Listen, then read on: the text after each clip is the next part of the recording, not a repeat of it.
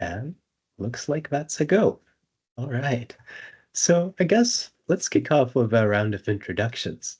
Maybe could you tell me a bit about what is your current role or job title and what's your connection to openness? Okay, yeah. Well, hi, I'm Paul Stacey. I'm the founder and CEO of my own consulting company called paulstacey.global. I've been doing that for the last couple of years. Prior to that, I was the executive director of Open Education Global for 5 years. And then prior to that, I worked at Creative Commons for 5 years. And prior to that, I worked at BC Campus in Canada for 9 years. So it's sort of a very long trajectory of open work, all including those organizations and my current work. Yeah. All right. Sounds good. So in all these different roles, I guess, actually many of them open itself features in the name. Um, Mhm. so with your experience in the open education field, what does open mean to you in that context? Talking about open education. Yeah.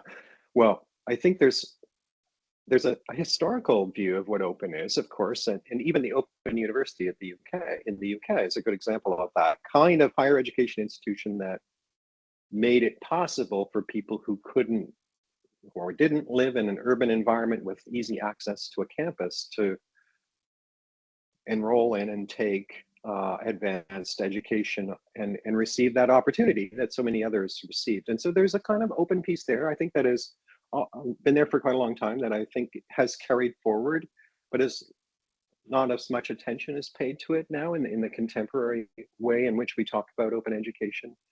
My own view on open education is that there's sort of two central components to it. One part refers to openness in the context of teaching and learning and that activity in higher education.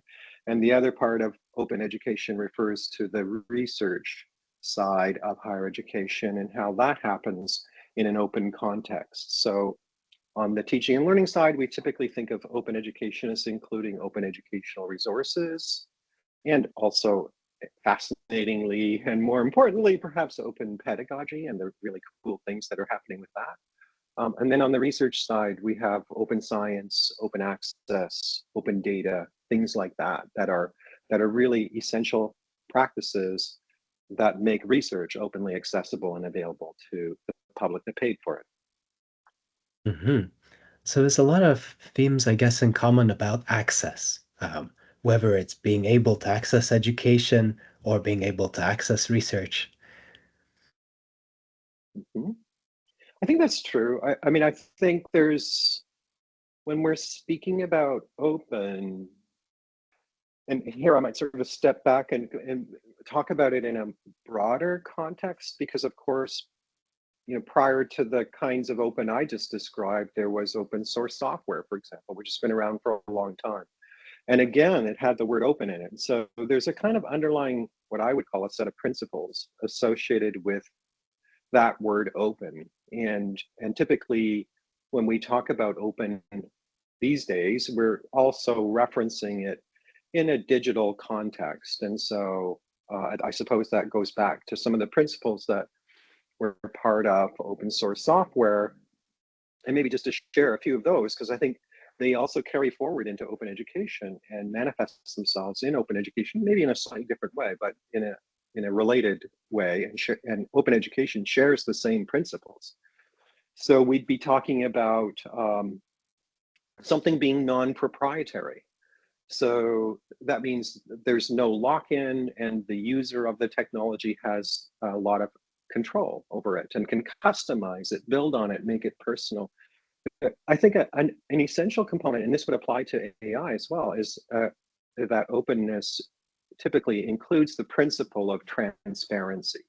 It means that you can see the source code in the context of open source software, that everyone has access, like you were just saying, through open permissions, and that there's a kind of inclusion and participatory component to it where anyone can play an active and participatory role. And then lastly, I'd say there's a few things around the collaborative aspect of openness where there's an expectation or an opportunity perhaps for everyone to work together to enhance each other's work and to kind of learn by doing and to share the learning by doing with others in such a way that others can benefit from it. And because there's this participatory part, this kind of diverse perspectives, there's usually some sort of community involved where people are working collectively. And I think those are what I think of as principles that underlie open. And I think those principles carry forward in the particular practices of open, whether we're speaking about teaching, learning, research, or digital technologies. Uh-huh. I think that's actually quite a concise way to put many different um, examples or shapes of openness. Would it be Mm. fair to summarize that the common theme then is that it enables participation, whether it's through permission or through transparency or through enabling greater access or through community sharing? I think that's fair. That's one of the aspects I emphasize. I think that it is about maximizing participation. We don't actually speak like that very often in the open education space. We talk about access and lowering costs and all these kind of things. But in my mind, it's about fulfilling the basic human right of everyone having an opportunity to have access to and participate in education. And so that opportunity to participate, I think, is a really key component of, of openness and of open education, and one that I think deserves greater emphasis. Hmm. Okay. All right. And then in this interview, I'm interested in talking about OpenAI. But before we get to that, I'd be interested to ground the conversation in, from your point of view, what is AI? What would you call artificial intelligence?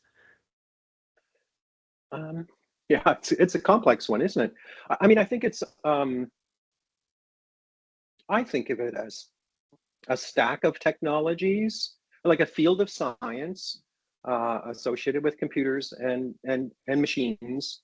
But it's not just one thing, it's a whole suite of technologies that are required for AI to actually be a thing. And that suite of technologies enable the machine, the computer, or whatever robot, or whatever you want to talk about, to kind of use a whole set of data to reason and learn and and solve problems, do data analytics, predictions, summaries, categorizations. There's a lot of functions that it can do, but it's really a suite of technologies that are using sort of machine learning and deep learning to enable it to have a kind of intelligence. And I think it's interesting from my point of view that we don't emphasize the artificial nature of that intelligence, even though it's in the name. I think it isn't anywhere close in my mind to what humans do. Hmm. Interesting. Uh-huh. But then I suppose if we talk about AI as a whole research field, it might be different than if we talk about specific concrete examples, which I guess will have different parts all across the AI stack. Um, what might be an example of AI to you, and maybe what's an example at the edge that is not AI? Well, there are lots of interesting examples of AI in education, of course, and so there are AI tools that can help educators with everything from lesson planning to reasoning and critical thinking and so on. So there's a lot of kind of ways in which AI can be used within any particular field, and I've given just a couple of examples from education. Um, the edge examples, I'm not sure. I'm not sure that I don't have one that jumps clearly to mind in response to that question. I think that the the the ex the extent or the complexity of a task that AI does can vary quite significantly based on the tool and based on the method that is being used to make the AI work. And so Yeah, I don't have a clear response to the edge one. I'd be curious to hear your thought. What's an example of an edge from your side? Well, let's see. For example, if we're talking about the weather forecasting station, which gathers Right. meteorological data live and tells us what the weather is Hmm. now and tomorrow, Hmm. would you Hmm. call that an example of artificial intelligence? Um, Not necessarily, no. but well, maybe. I don't know. I'd have to think about that. Yeah. Hmm. Interesting. Okay, so I suppose AI can take many shapes or forms, and sometimes the lines are blurry. Sure, let's say yes. All right. I'm now thinking of AI as something that is tangible. So not necessarily as a whole research field, but as products. And so perhaps, like you mentioned, these are the kinds of AI that the whole AI stack applies to. When thinking about tangible AI like this, and then bringing back the definition of open education we were discussing as education that enables participation, what would open AI in the context of education mean? Does that even make sense? Well, I'll say it potentially makes sense. I would say that we don't currently have OpenAI. So, and I know that a lot of your following questions are about OpenAI, but I would contest that given the set of principles that I shared earlier, AI doesn't really meet them, and it meets some of them. It meets some of them partially, but it doesn't really meet them. And so I think that and of course, there are efforts underway by such as the open source initiative to try to reach an agreement on what's being called open source AI is, and what if someone wants to call their product, like we're talking about, open, then what are the what are the criteria that it needs to meet? And so, for example, OSI would be talking about that open source AI should be something that can be used for any purpose, that you can inspect its components across the stack and study how it works, and that you can modify those. So this goes back to some of the things that I was referencing as principles, and that you could, potentially change its output, you could share the outputs with others, you could make it available for modifications for any purpose. These kinds of conditions, I think, would be what would make AI open, but we obviously have a serious issue right away at the data level with the lack of transparency around the data inputs. And so without the transparency around the data inputs, it's really difficult, I feel. And here I'm talking about the bigger large language model versions of AI, but it makes it difficult to then um, trust the outputs and the validity of the outputs. And so then we get into the whole issue around hallucinations and so on. And so my basic position, at least right now, is that AI isn't open, and the efforts to make it open have met with considerable resistance. We see lots of companies claiming to have open source AI, but if you examine in what way is it open, it doesn't really match up to the traditional notions of what open has entailed.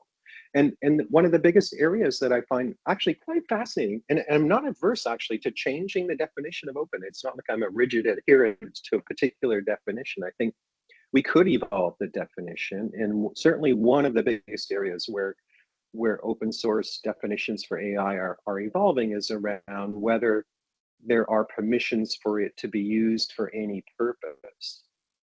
And it's that area where most of the playing around with definitions of open is happening.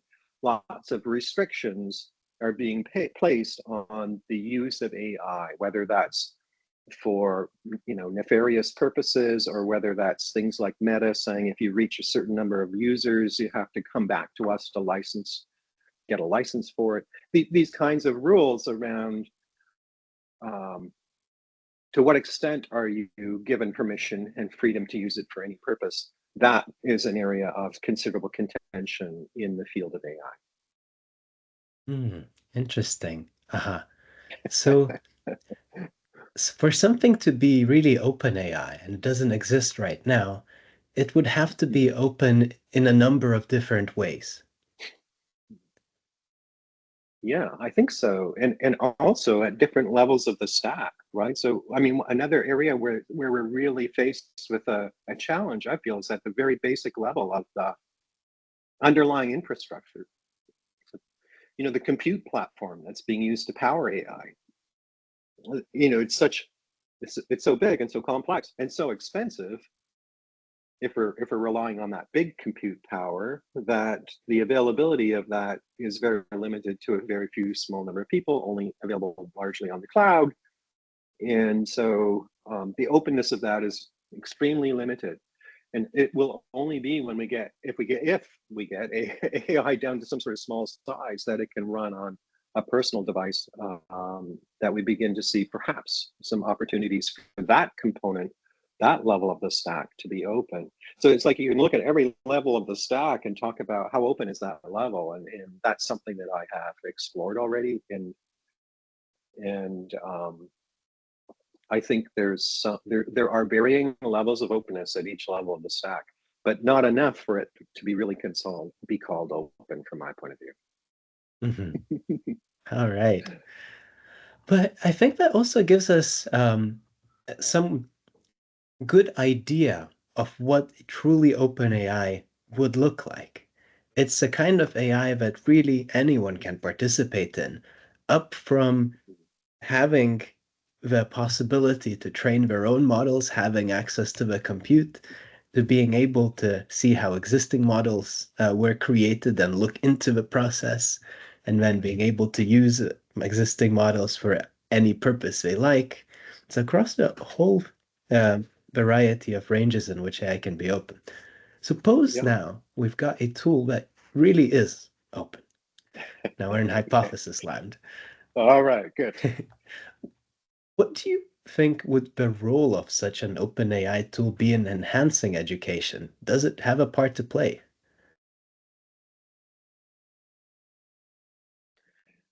I think we can look at this from several different perspectives. So, what's the role for the educator? What's the role for the learner? What's the role for, say, senior administration? What's the role for government? There's a whole bunch of ways in which this would have an effect. But let me kind of talk perhaps to the part that you're really interested in or referencing, which would be around the educator and the learner side. And so I think there's several possibilities here. And to be honest, I'm just imagining this as you're saying, like a hypothetical thing. It's something I have thought about. I think if there was such a tool and we felt like it truly was open and the quality and trust levels were there, then potentially we have a tool that could essentially replace all teaching and learning materials. So instead of textbooks and other kinds of materials, essentially those would be embodied in the tool.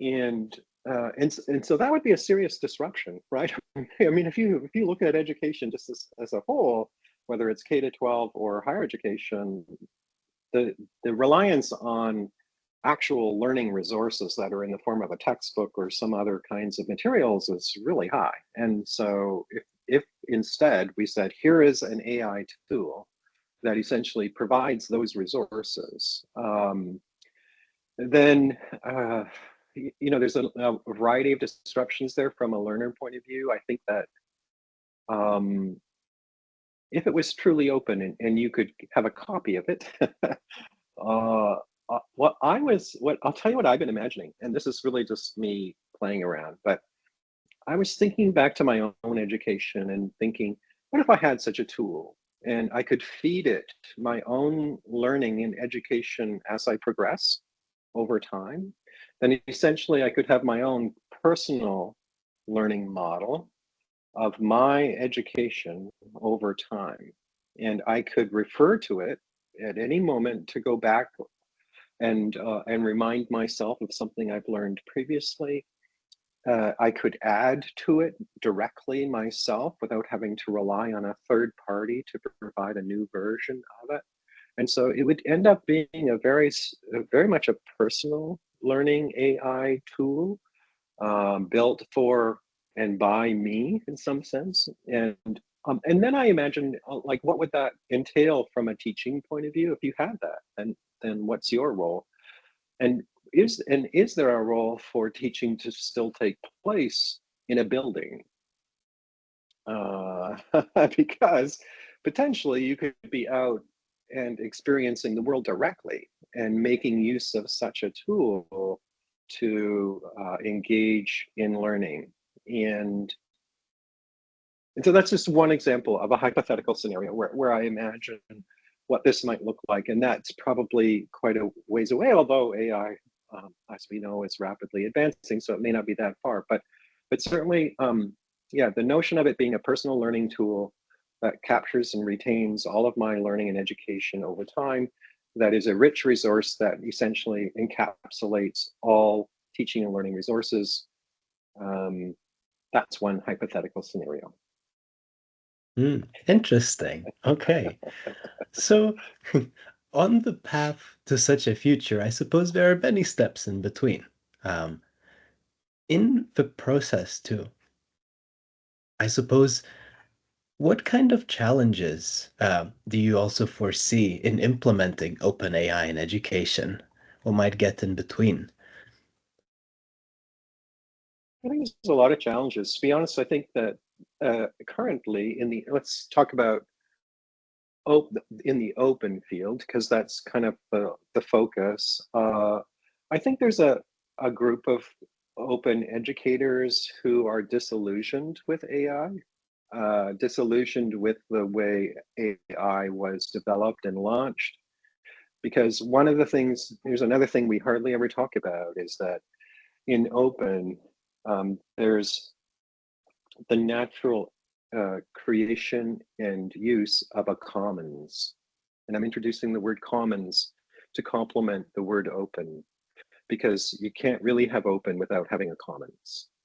And so the commons, in a sense, you could say AI appropriated the entire commons of the web and a lot of published works without permission and without any regard to its stewardship over time, and monetized it in a very kind of capitalistic way. And so if you look at it that way, then you can feel pretty disillusioned about AI and its behavior, its status, its lack of transparency, and so on. And all of those, I think, are having a negative effect on AI in open education.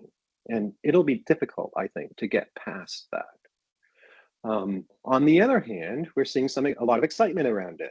Of course, there's the excitement around, hey, it can save me time, or in the context of openness, the actual prompts that we use in AI constitute a new form of open educational resource. And, we have the potential, at least, to, tweak the weights of tokens to kind of function more like an open kind of environment.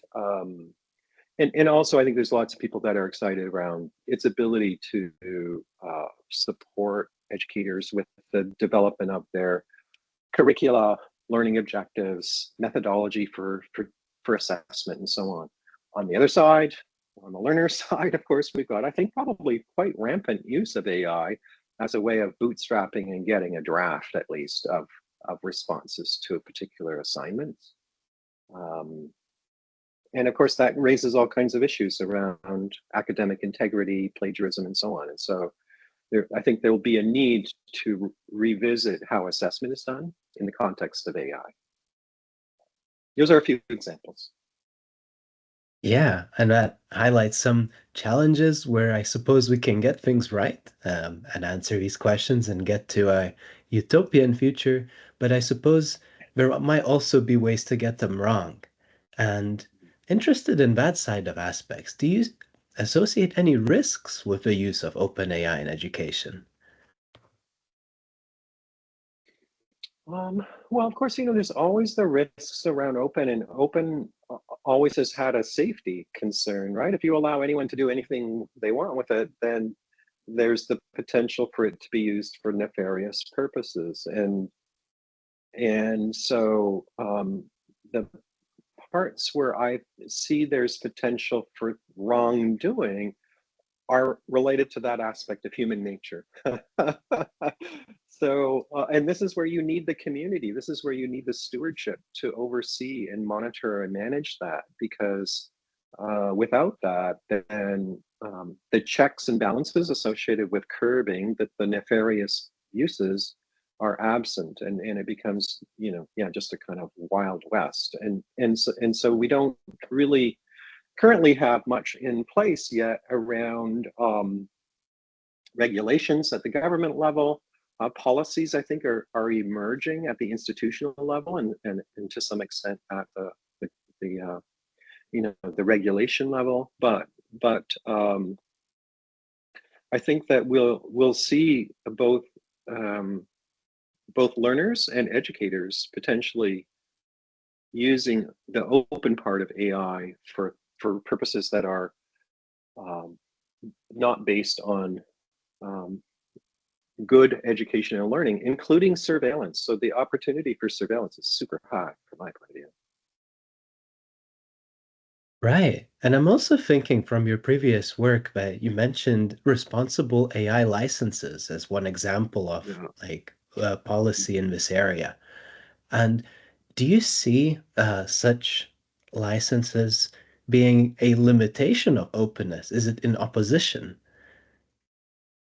It partly is. I think that, yes, it certainly limits the potential for something to be used for any purpose, because when you look at the responsible licenses, they say you cannot use it for this, this, this, this. It lists a whole long list of things you cannot use it for. And so that's contrary to the original definition of open. But that's perhaps an example of where I'm not so adverse to it, right? It is a risk mitigation issue. I think it's partly, for the companies at least, also uh, a means of um, offloading the risk from them to the end user, if you will, from a like it's if you are irresponsible, then you're the one that's at risk of being held accountable. And so yes, I think it's contrary to the original definition of open, but it's an area where I think um, it may be appropriate as a means of managing the dangers and the safety concerns associated with AI. Hmm. Yeah, and I guess that really highlights that open is not necessarily the same as good. And so maybe 100% full openness isn't what we're going for. We're going for a balance of openness and, I suppose, what we do see as good. That's tricky, isn't it? Yeah, I think it's tricky because who's the definer of good? I mean, we have good versus evil, of course, and I think at some level we know what good means. But as soon as you get into saying "thou shalt not," then what are the "thou shalt nots" all about, and on what basis are those being derived? And I think it's tricky. It's a bit of a slippery slope. It could kind of really expand to include a huge list, um, but nonetheless, it is a potential way of managing the safety risks. But on the other hand, I think just the very nature of something being open means that if it is used for nefarious purposes, then you can actually examine how that was done, and potentially make changes that preclude that from happening again. Whereas if it's proprietary, you can't, or not so easily. Hmm. Interesting. Right. And so, thinking of a good OpenAI future, I'd be curious, what do you reckon on the way to getting there? We talked about challenges, but what steps do you think are necessary to promote open AI being like I guess, advancing in openness?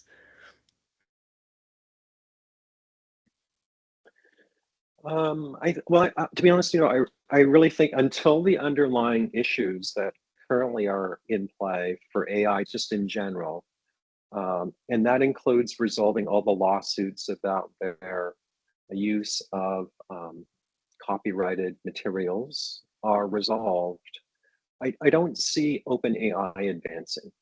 And I think that I personally think there needs to be some transparency. I mean, obviously, there's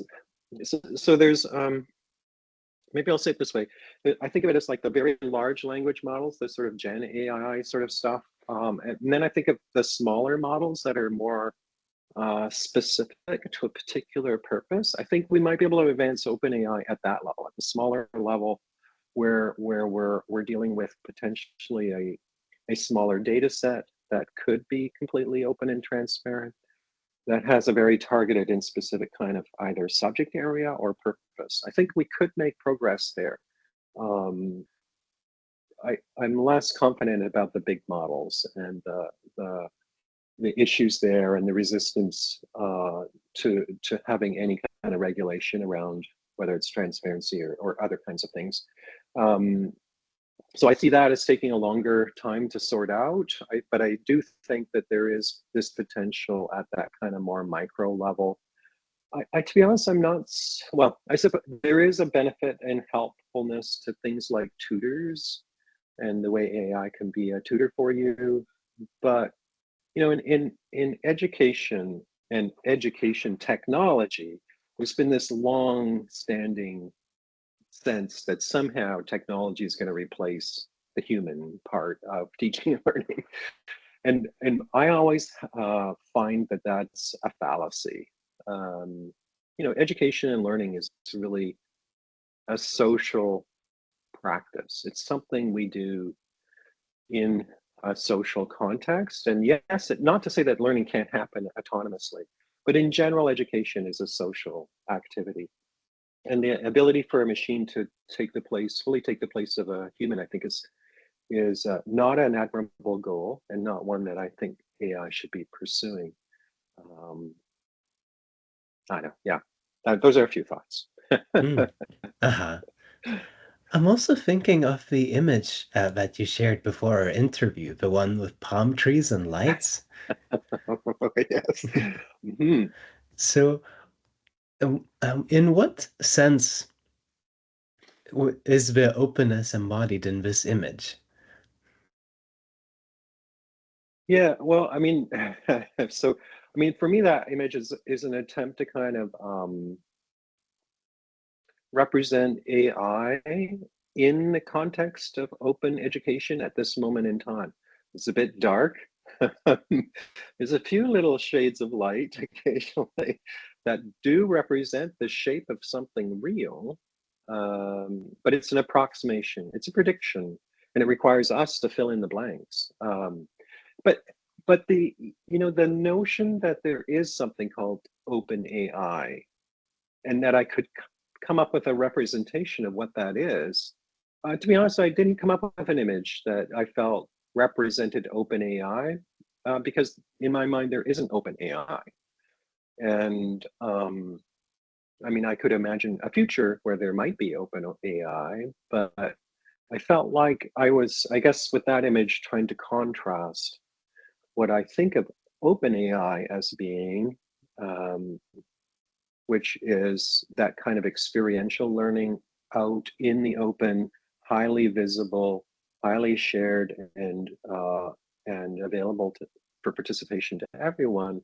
To the kind of what I think of as more closed AI, which is being kind of put on top of open AI and trying to squeeze its way into open AI without really being open.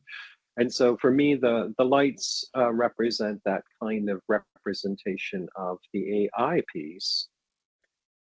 And I used the black night part just to say, yes, there's some shedding of light there, but it's nothing like what happens when daylight comes.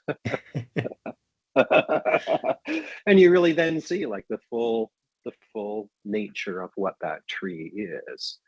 Um, I think we all like the razzle dazzle of it, but the extent to which AI, and I'm not using the term open AI here, but AI in general, it is really uh, fully enabling a richer kind of education experience, at least at this time, in my mind, is not high. Mm. Hmm. And that's interesting as well, because I was thinking when looking at the image you shared, from one side, it could look like the AI of tomorrow is being built in relationship to what AI is today. So what we see in this image is AI today and what it Mhm. might become in the future. Although then I start thinking about whether lights can really turn into daylight. I'm not sure. Mhm. Yeah, yeah. I don't know. I actually played around with a number of different images, um, but the then yesterday I thought I better pick one. so, so that's the one I picked. But yeah, and I guess the desert. Yeah, for me, AI is a bit of a desert, and you know, yeah. So yeah, that's enough Hmm. of that. So yeah, I mean, I think it's easy to be critical of AI, and I certainly have some criticisms, but I prefer to be some sort of I prefer to kind of look at, well, what's the positive potential, and that's kind of how I've been trying to frame my own thinking. All right. Okay. So now I have a question at the end that isn't in the other questions, going off script a little bit. But I'd like to ask, do you have any questions for the other participants in this study as I discuss OpenAI with them? Yeah, I mean, the biggest question I've had, and the thing that I've tried to push for without any success really, is for educators to define themselves, open educators to define themselves what they want OpenAI to be. Be proactive. Like, I think we are very passive receiving whatever we're given as the AI tool without ever saying, whether to our own administrations and institutions or to government or to the technology vendors, here's what we want in the way of an AI tool. And so my question would be, how could the community come together to define the AI future, the open AI future that it wants?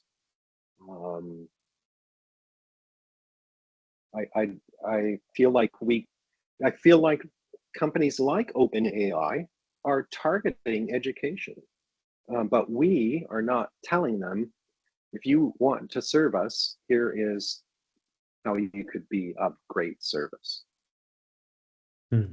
Mhm. That's an interesting idea. Uh-huh. All right. So, thank you very much for sharing your opinions and insights today. And as we wrap up, is there anything else you'd like to add or discuss regarding the use and future of OpenAI in education that we haven't covered? Well, I'd be very interested in the outputs of your work, and so I would just extend an invitation or request, perhaps, to receive whatever it is you arrive at in the end. Um, and then, if in response to that last question I posed around how would we become proactive, if there's something that emerges related to being proactive, I'd very much be interested in participating. So maybe I'll just leave it like that. Sounds good. All right. Then I'll stop the recording here.